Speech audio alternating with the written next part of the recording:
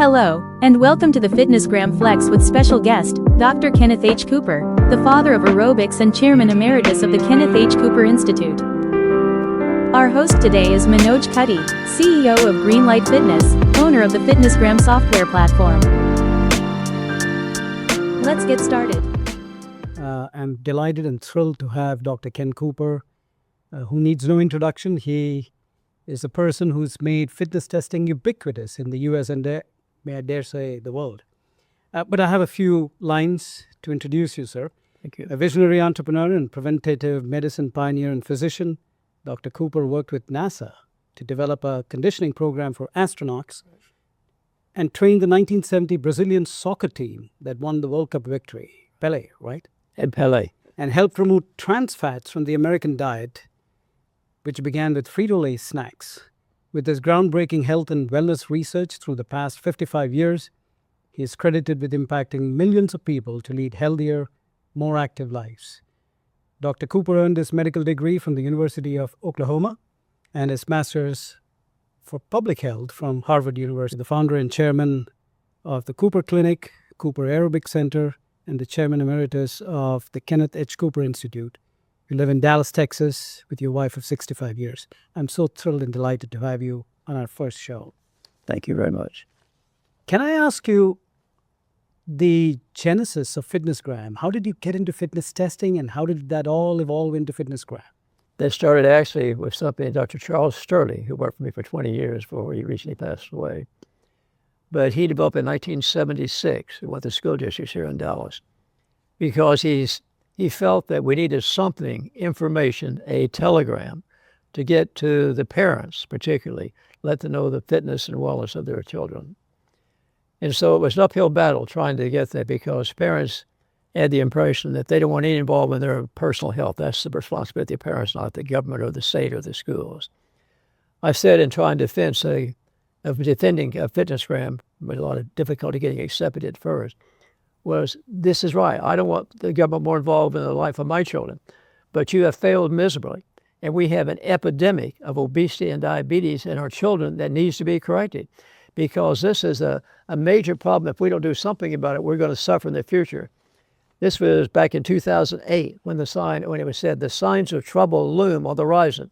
Among them, twin epidemics of diabetes, obesity in young. All right, now why was there a reason back in those days? And what happened during that time? Because physical education was always a part when I was growing up, but that was eliminated. Elimination of physical education, number one, was one reason why we had this dramatic increase in obesity in our children, obesity and diabetes. No longer walking or riding their bicycles to schools. They're taking carpools and riding their own cars to school, or going by buses in school. Number three, they're spending up to 40 hours a week playing video games, watching TV, or sitting at a computer. Unfortunately, it's true. And number four is eating in fast food restaurants, less than 2 servings of fruits and vegetables a day. One of our important parts of getting Cooperized is have at least 5 is fine. So we had to change that. But look at percentage of children who are overweight. This is data back from 2012, and we found that the people around the world that have the highest obesity, the least was Japan, obesity in their children, overweight and obesity, it's about 25. And Japan was the lowest, and USA was the highest. USA had 35.1, boys and girls. Japan, Germany, France, England, New Zealand, Canada, Italy, USA. That's the order of that. Now, I looked at this the other day to see what's the current situation regarding obesity in the world now. That China has more than 28 million children who are overweight or obese, greater than 28 million. USA is number 2 with 13, more than 13. And then India, Brazil, and Mexico going down the list. That's the current listing of obesity in children around the world. But again, there's epidemic adult onset diabetes being seen in children. It is estimated among children born after the year 2000, 1 out of 3 children will develop diabetes, higher in Hispanics and Afro-Americans. If they develop adult onset diabetes before 14 years of age, it is estimated that they will shorten their lifespans by 17 to 27 years. As a result, this may be the first generation in which parents live longer than their children. Oh my God. I mean, that's the situation we're in. And that is the reason we started FitnessGram. Now, FitnessGram, as I said, was started by Dr. Charles Sturley, and he joined my staff shortly after he left the school district there in Frisco. It's 6 different tests. You test your strength, your flexibility, your endurance, and there's 6 different tests. All you have to be is good health. You have needs improvement or good health. It's not pass or fail. And so that's what you need to have. And so what we've been able to make this is in the form of a report card that goes to the parents, goes to the schools. We're now collecting the data and keeping this alive for us. And that's, but you had to realize that. And because when they say, I don't want my child tested with a testing the skin folds, whatever it may be, just get the body mass index. It's after all you have to do to get that. Now we have what something to do called the body roundness index, because the body mass index considers the body as a cylinder, and it gets the height and the weight. Body mass index 18 to 25 is normal, 25 to 30 is overweight, 30 to 35 is obese, and above 35 is morbidly obese. We're talking about kids that are at least obese. Some are morbidly obese in that category. And so, again, we have to think of the problem, though. It's not just the obesity, it's where is the fat located. And the fat located in the stomach, the pot belly, is where you have the visceral fat. That's the bad fat. And so we need to start measuring the circumference as well as the weight. You have to worry about the height. And that's called the body roundness index. And that delineates what about this fat is visceral fat that is dangerous fat, and that's what you need to concentrate on. And so we're strongly recommending, if you get the body mass index for your children, the body mass index for adults, just take the height in inches, divide it by half, and that should be the largest circumference of the waist through the navel. All right, so again, if you're 6 foot in height, that's 72 inches, that's 36 inches, the maximum your circumference should be around the waist. That's a rule of thumb that people need to realize. You go to the internet, you can type in these figures, same as your body mass index, and you can get that information. Now, one of Charles's major objectives, data drives decision, because on what you know the facts are, you can make some changes. So we started this testing, and we found that we did the testing back in 2007. What happened is I tried to get Senate Bill 530 passed at the state legislature. I tried to go down there several times to legislate, because they didn't think that PE was important anymore, because they made came to the assumption that we need to concentrate on math and science. I realizing it's just the reverse. I go ahead and go down and testify. In studies that are done in California, for example, looking at scores in math by numbers of fitness standards, and there is a perfect relationship. If you can't pass either test for the highest test, perfect correlation about the grades you make in school. This is in math. And your level of fitness is what they're doing for the FitnessGram standard. Dr. Cooper, are you saying that there is a direct correlation between academic outcomes and fitness outcomes? Exactly, there is. Or I look at English language and arts, the same thing. And this is a study of 371,000 5th graders and 360,000 7th graders and 300,000 9th graders, and the same thing. These are big figures. And early onset obesity affects on IQ. We know that obesity, the kids are overweight, it affects their IQ. We've shown this. And why? Listen to this. They discovered a link between marked obesity in toddlers and lower IQ scores, cognitive delays, and brain lesions. Same with those seen in Alzheimer's disease. Seeing changes in these kids correlating with Alzheimer's, like amyloid plaque or tau protein. So it's just not the obesity by itself, because the obesity affects the brain, inactivity affects the brain, but we know obesity affects the liver too. You get steatohepatitis of the liver, you get fat, and that fat's stored in the liver, and that's a type of severe liver disease that can cause death. So, Dr. Cooper, is this reversible? So if students were to basically focus on their health and fitness, would it reduce? Without question, it will change. We've been able to document this, because the first testing 1.6 million kids in touch with FitnessGram back in 2008, I had to raise the money to be able to collect 9,000 schools and 25,000 teachers to be able to do this test. I couldn't get it approved, so I had to raise $3.1 million to get the first testing authorized in the state of Texas. I raised that by contributions. I made a lot of money myself to get this thing, because I knew it's critical to have that because we got to get this information and give it to the parents, and so they become adjusted to it. So this was Senate Bill 530 that we passed May the 27th of 2007. So I was able to get that by 2008, and we started our testing then. And so we found that none of these kids, only 30% of these kids could pass all 6 of the tests from the 5th up to the 12th grades. And that became headlines. The Dallas News article that related that only 30% of the students passed the FitnessGram test. Was that a big news, and did that cause any political issues for you? It did. And we had Governor Rick Perry and Senator Jane Nelson working with us on this. A lot of the members of the legislature weren't in favor of this at all. They gave too much rebuttal from the parents. They didn't want this thing. So we had to fight that through. They only had to raise the money, as I mentioned, to get the equipment for the schools to be equipped to do this and train the people to do it. But it had to motivate the parents to understand this. And so the help of Governor Rick Perry, he particularly was important. We finally got this signed and made it into law back in 2007. We started doing our first testing in 2008. The healthy fitness zone, which you want the kids, not needs improvements. All of this, not pass or fail at all. But we showed that relationship between academic achievement, and we showed something else very important too, was school attendance was just the reverse. The kids in the higher category of fitness, less absenteeism. Why they make better grades in school? Because they aren't missing time from school. That's one great. thing. So one thing. absenteeism is also directly correlated to Grades in school. Wow. Well, very definitely it is. But the other thing, this is academic performance. Well, the tax score is a perfect relationship. And then the other was association between school incidents, gang problems, and discipline problems of that type is just the reverse. So exactly what you want is what we're seeing. So you got to get the kids motivated. But now we're doing this with FitnessGram. And I've had people give me remarkable responses. Their kid got involved. This be good competition among the family members, all this, and that's what we want to see.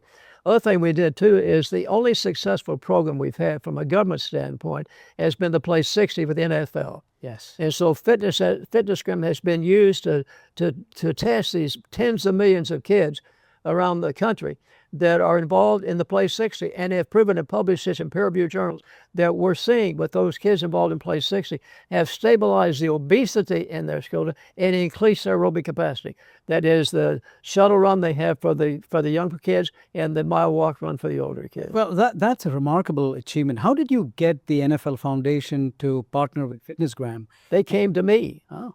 So we've had good contact with NFL. Was inducted in the National Football Hall of Fame back in 2013. I have a Super Bowl ring they gave me in 2013. And Troy Aikman was one of the guys that gave me that. So we've had that. And then Jerry Jones, I've known him for years. But Charlotte Jones is the one. She's in charge of the PR relationships for the NFL, of that foundation. So she knew what we were doing with the FitnessGram. So she came to us, and we have this Play 60 program. We've had all these previous government programs that were never successful with their President's Council on Fitness. But with NFL, they want something, and this has worked more than anything. We just got it funded for another 3 years. And by the way, as a result with Governor Perry, we did get FitnessGram become a state requirement and funded with $2 million every biannual. And so they've done that since 2008, since we've shown this dramatic thing. And we've got PE back in the schools now. We're getting these changes, and now at least the 50 states that we have, every state has some parts of the state, some have all the states involved in fitness. I'm just pleased to find out just today that my home state, Oklahoma, has some of the worst statistics in the country. Where I was born and raised in Oklahoma City, they have some of the worst statistics in schools, and they're finally accepted FitnessGram getting in their schools. Yeah. That's a long answer to your question, but Charles is the father of FitnessGram, passed away just recently at 80 years of age with a long history, importantly, of Parkinsonism. Yeah. We have a program in Dallas called DPACS. It's Dallas Parkinsonism Association. That's a serious problem. But 8 million Americans, people are suffering from Parkinsonism. Dr. Sterling fell, and that's what people with Parkinsonism have, and unfortunately passed away because of the fall. So I had the privilege of being at a dinner in which they give the Kenneth H. Cooper a Lifetime Achievement Award. PACS does is somebody who's doing something aggressively to try to find a cure, of trying to find treatment. We know one thing with Parkinsonism. The only thing that slows it down is exercise, once you have that involved. And so I was with Mayor Rick Johnson, and he told me, he revealed to all of us in the newspaper too, that he is taking care of his mother with severe Parkinsonism. He was so sincere about the need for people understanding the problems that these people with Parkinsonism have and the help that they need, and all, because I'm experiencing that personally, he said, with my mother. He made a comment that I really appreciated, though. He said that Dr. Cooper has become legendary, and the Cooper Clinic and Cooper Recovery Center is now a landmark in Dallas. Indeed. But people come throughout the world. They Yes. come to our clinic. So I want you to have this important information about FitnessGram. Charles Sterling got it started. We got it committed. It's still going on. It's going around. One other the world. question related. What is the relationship Fitness. between standards, fitness testing, and mental health? In mental capacity? Yes. Well, as I said, there's no question because the brain reacts differently. We do this see people who are highly fit as far as the grades they make in school, as I mentioned. But then it's still at my advanced stage. I'm at my 95th year. I have no signs of dementia. I don't know whether it's because I've outlived my mother and father, as my siblings have too. But they didn't get Cooperized, as we call it. And that's in my new book that's just being released here in the near future. But again, I think it's something that relates to the brain. Because, if you want to avoid Alzheimer's dementia, which is a terrible disease to have, and so many take years to die, but our people don't die that way. We call it squaring off the curve. We found people coming to our clinic and they get Cooperized. They're dying suddenly. They condense the time of senility and senescence to a short period immediately prior to death. That's the way I want to go. If I go away tomorrow, I've had a wonderful life. I praise the Lord. I would do that. But we've got to get this attitude back to the American people that your health is your responsibility. It's not the responsibility of the government, the insurance company. It's what you do for yourself, what you eat, how you exercise, what you weigh, all these things, not smoking, controlling alcohol, all these various things. These are things you have to do if you want to have a long and healthy and active life, as I'm having in my 95th year. I go to work every morning. I go to work, I have my prayer and Bible study in the morning, and I will work out with a recumbent bike at the end of the day before I go home because I broke my leg snow skiing back in 2004 after 52 years of snow skiing in Colorado. Never had an injury. I skied all the courses, and I fell and broke my leg. Tibial plateau fracture. Those don't heal as well. So I finally but they won't give me a total knee. That won't help. So I transitioned to say recumbent cycling. So I do that 30 minutes before I go home. Now remember, one of the most important things that we're saying that people need to do to get Cooperized is to avoid inactivity. One of our most famous studies was published November 3rd, 1989 in the Journal of the American Medical Association entitled Physical Fitness and All-Cause Mortality. And that's been referenced by almost 10,000 other authors now. That's the article that bridges that gap between faddism and scientific legitimacy, exercise and practice medicine. What we showed in this large group of people, 10,000 people followed, if I get on the move and test my treadmill time, very poor, fair, good action, superior, I get them to move up one block on the fitness scale, from very poor to poor. They had a 6-year increase in longevity and a 58% reduction in death from all causes. All the way out here, it was only 65% reduction and a 9-year increase in longevity. And how'd you do that? Just get 30 minutes of exercise, collective or sustained, most days per week. I get my 30 minutes on a recumbent bike 5 days a week. I walk my dogs. I go my weight training because at my age, I need some additional weight training too.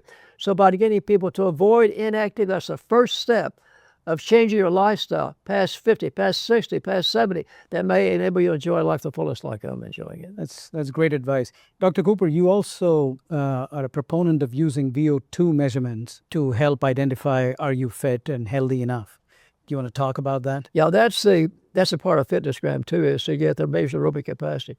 It's a shuttle run we use for the grade school kids and then the 1 mile walk run. And we have a study, in my first book, Aerobics, published in 1960, we became an international standard, as you know. We sold about 33 million copies of my 19 books, and the 20th is just coming out. Well, we want to see the 20th book before you go. Yeah, we'll show you a picture of that. But again, we have developed a field test of fitness. People can't have, ideally, is to have an oxygen have a mask on and get oxygen consumption. But we've correlated with our laboratory studies the field test of the 12-minute test. We've now correlated with the 1 mile walk run. And so a 1.5 mile run, to all these various things. So there's an option out there now. You don't have to go into a laboratory and pay a big expensive amount to try to get maximal oxygen. So we've done this periodically over the years. I did that when I was at Harvard School of Public Health. That's where I pioneered my work in FitnessGram testing with the VO2 max. And that was back in 1962 and 63. I was at Harvard School of Public Health for 2 years. So I learned that back in those days. But aerobic fitness is the foundation of any good program, without question. And to give you an example of that, we followed some 28,000 people that came to our clinic with an average age of 50. We followed for 25 years, got their Medicaid day from 65 to 75 years of age. And we found those people in the top categories of fitness, top 20 percentile, person body 20 percentile. And they're all healthy, 21% women, 50 years of age when they started. They were 65 to 75. We had 36% less Alzheimer's and dementia in this group. And we had 40% reduction in chronic kidney disease requiring dialysis in this group. And we had 25% reduction in all types of cancer and 25% reduction in congestive heart failure in these people. And the final thing that amazes everybody, the cost of Medicare was 40% less in this category. Now, what do you want, America? You can prevent Alzheimer's dementia and you can reduce the cost of health care. I've given those two statistics and prolong life and square off the curve and live 10 years longer than the national average, and I have the data to prove that. with the studies that we've done. I can show you, I'll show that in the slide, you'll have that. And by doing that, people want to enjoy life. Our goal is to help people live healthier and happier lives. And that's what I'm doing. We need to get this data in front of Secretary Kennedy soon. And I'm going to give one of my copies of the book to R.F. Kennedy. Great. Because Scott Turner, and he is a good friend, the former NFL athlete and all that, and he's very close. So I tell you, the first 2 books I'll be sending, I get him next Monday, first 2 books I'll be sending to Scott Turner. And one he can keep, and one, unless he wants to give it to the president, we'll give it to the RFK. Because this is the answer. If you want America in health again, this is the way to do it. And we have the undeniable research to prove it after 54 years, over 700 published articles, literature. You know, going back to FitnessGram and schools, what do you see the role of schools in promoting fitness testing, whether using FitnessGram or other tools? You have had to fight uphill battles in getting this mandated in so many states, but how do you see this, the schools using FitnessGram? If we get some government support supporting FitnessGram. Now, the President's Council and FISA did a token effort to support FitnessGram, as you know. But I think with this new data, which is also very pronounced in the book, I have a section talk about the importance of childhood obesity and diabetes, which is rampant. So we get the public educated. Because, as I said, you're not going to do it with the government. If the Trump administration is serious about making America health again, its first priority should be to return control to the individual. Yes. That's what we have to do. We got to impress upon the people that your health, your longevity, your life expectancy is going what you do from this point on. If you could go back and give your younger self one piece of advice, what would that be? No drug can replicate the benefits of an active lifestyle. It's better than any medication. What? Why do people not exercise? I don't have the time. I don't have the energy. I don't have the motivation. I don't have the money. I don't have the place, and it's not fun. So it's the TEM. That's the reason why people don't exercise. I can give you a lot more too. You better have the time to be sick if you don't have time to exercise. So what are the kind of habits and routines that you had to bring into your life that you would recommend that everybody else? Make this a family affair. I started with my kids in the young age. My kids were running with my wife and myself when they were 6, 7, 8 years of age. Establish patterns in the early years. Another thing we did at Oral Roberts University up in Tulsa, Oklahoma, wanted to see the effect of physical education programs on college students, what happens 10 years later.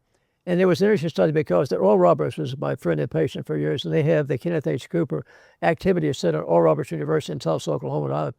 And I've been honored to be named after that.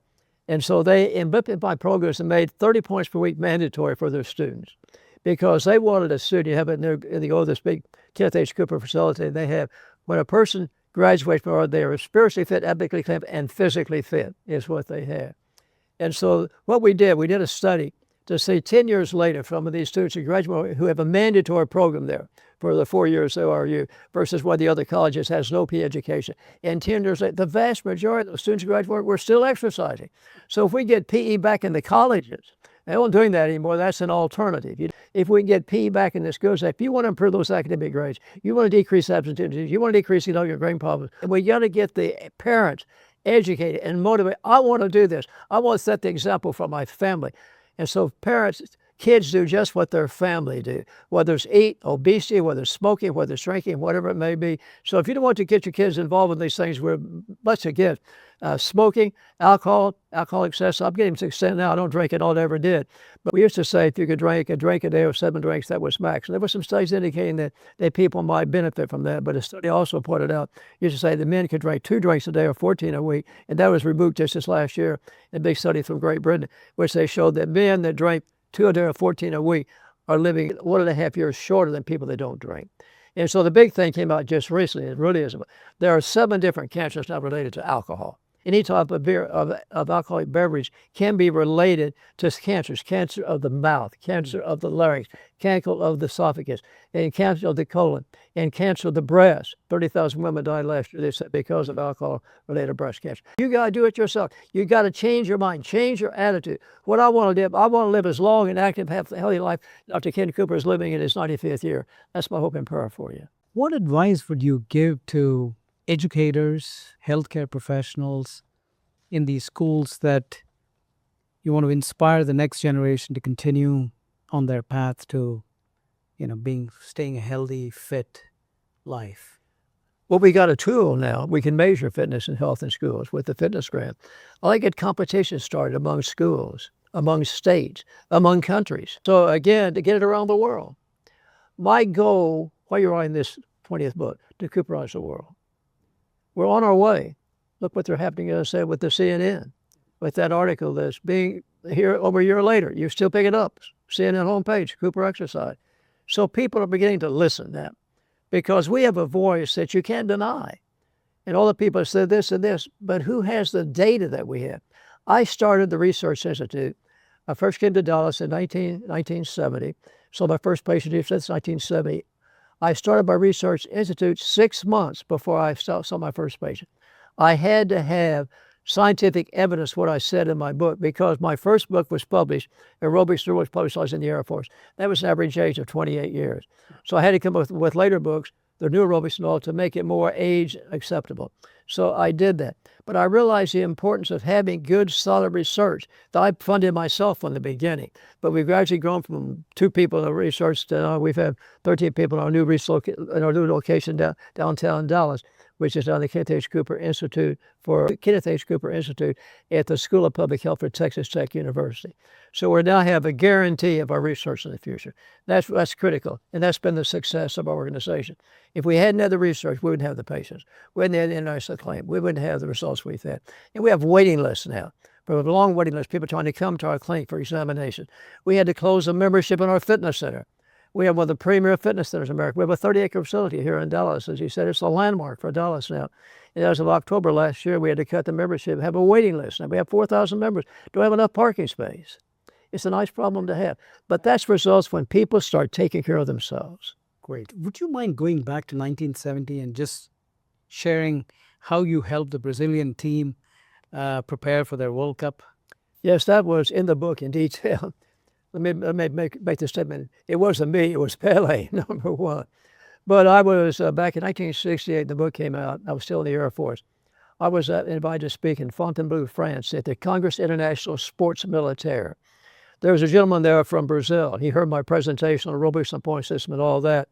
And he came to me later and said, I'm training the Brazilian World Cup team, this 1968, for World Cup in 1970, Mexico City at 1,700 feet. Would be an advantage for us to train aerobically to be prepared at sea level there at Rio de Janeiro to speak, to participate in 7,200 feet. I said without questions would. So I was living in San Antonio at the time. So he and his wife, Virginia, came to our home in San Antonio, stayed with us for a while. We developed a program to go back and to test the Brazilian team and get them involved in the program. This was in April of 1969. So they had the test, the 12-minute test. And there were 15,000 people trying to watch the tests of these athletes. They averaged 1.86 miles in 12 minutes. I told these Brazilian athletes, if you follow my guidelines, number one, it'll reduce injuries because it'll delay the onset of fatigue. Fatigued athletes get injured. Vince Lombardi once said, fatigue makes cowards of us all. Let's get injured. Number two, you'll be able to play better in the second half of the game. International soccer is 45 minutes with no rest and 30 minutes rest and then 45 minutes. All teams go down. But if you're up here, they're down there, you'll be better in the second half of the game. Number three, you would play better in later games of the season. But you won't get injured as much. And number four, it'll prolong your professional career. So that's what I told these athletes. They had to run 20 miles a week, 5 miles, 4 days, in addition to their soccer. They hated me at first, but they went to World Cup. They won 6 consecutive matches in winning and retiring the World Cup. And they were tied 1-1.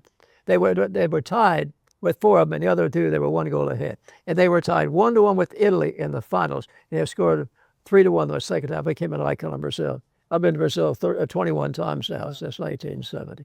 And I go there, I have to have security now, not to keep people from bugging me, keep it from trying to mob me. Dr. Cooper, you will be pleased to know that we have interest in starting FitnessGram in India.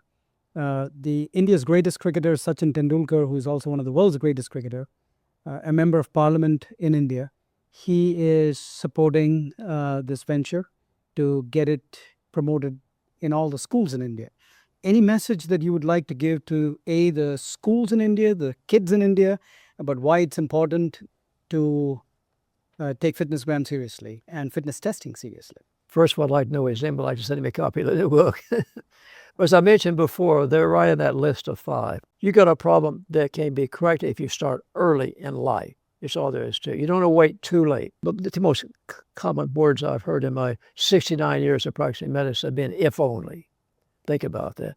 If only I'd made some changes in my life, I wouldn't be in the situation I'm in today. One thing, too, that people need to understand and why they want to get involved in a fitness program of this type, it makes you feel better. If you ask people what motivates you to keep exercising year after year, the vast majority say because it makes me feel good. It does. It's a cleansing of your body.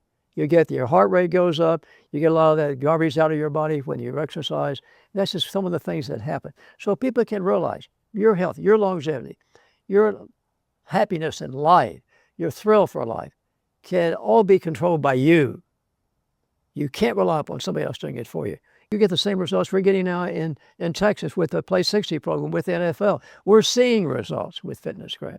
And we have a tool to measure this, stood the steps of time, thanks to Charles Sturdy, the father of FitnessGram. I had to ask you, you have had incredible success at the Cooper Institute, building the Cooper Institute. FitnessGram is really your legacy. What do you attribute to the success? How were you so successful? Well, and what drives you at the age of 95? Let me tell you that people ask me, as mentioned before, I had to go before the Board of Censors, going to take my license away. We pioneered stress tests. It's gone worldwide, too. We're saving thousands of lives by doing that. Take my license away from the Texas Medical Board. Had to fight all this. But now we've gone from that, no money, leaving the Air Force, and had to give some money. Didn't have any money to buy anything. And some miracles that have happened along the way. But number one is divine intervention. If I put myself against anybody, and any CEO is going to be just as successful as chef makes it. The school teachers make him. Superintendents, too, keep that in mind. We prove it. It's cheap and effective. Prevent disease and find a cure. I've told you that with Alzheimer's. And number four, people realize they have a need. You provide a service, get the results they want that make it successful in the field. That's why 74% of the patients come to the Cooper Clinic are return patients. Wow. That's why it's so hard to get an appointment.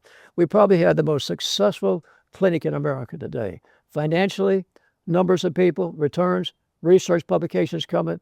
It's a landmark, as I said. And I'm just hoping and praying it will continue. Now, I think with our relationship with Texas Tech, it will continue. Because for years, I've had to raise the money to keep the Research Institute alive. And people have been saying, you've bridged that gap. Using exercise and practice of medicine. Exercise is medicine. Also recommend American College of Sports Medicine, 150 minutes a week. That's what I've been saying for years. As I said before, with that 30 minutes, 5 days a week. So take this message I'm giving to you, and don't be guilty of that, if only. I've had letters by the dozens, by the hundreds. I only wish I could have known how much better I could feel 15 years ago. After I got started, I couldn't believe that, how much better it made me feel. I feel good because I exercise in before I get home and not because it burns up the stress of my day. Even though I've seen patients like you used to, with all my writings on publishing articles, Decision Magazine, I've been doing this for 5 years, and all these things that I'm doing have just brought the world to my doorstep. And I told my secretary that your telephone is the eyes and ears of the world, as you know now, from Uzbekistan, it have sets all over the world coming in. So it's amazing. The book, the new book that's going to be coming out?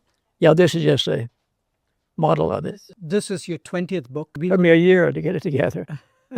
We're going to be more excited congratulations. It's on Google and it's on Amazon. Yes. Both for pre-sales now. And it'll be released to publish the 23rd of June. Fantastic. And I'll be sending out a lot of books. But this is my swan song. This is my legacy. I hope we get to see the 21st too. Thank you. Thank you. This has been a wonderful interview. Thank you so much for coming and spending some time and sharing your experience. And Grow healthier as you grow older, by the father of aerobics. Get a personal look at the history of the fitness revolution. Enjoy an inspirational account of Dr. Kenneth Cooper's lifelong dedication to the mission of serving others. That also serves as a guide to preventative health and fitness. Get your copy today. It's available for pre-order now and will be released in hardcover and Kindle format on June 24th.